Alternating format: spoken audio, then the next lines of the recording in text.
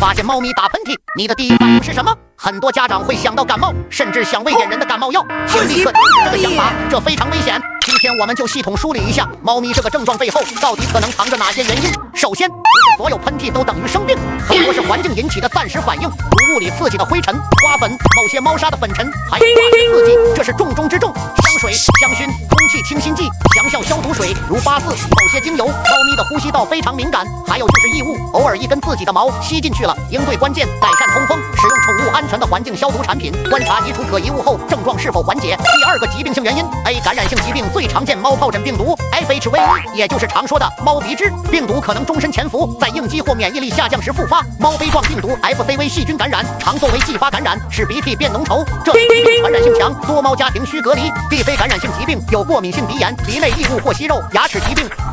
严重疾病信号虽然罕见，但持续不明的呼吸道症状也需要排查肿瘤等。当你带猫咪去看医生前，做好这些记录，能极大帮助诊断。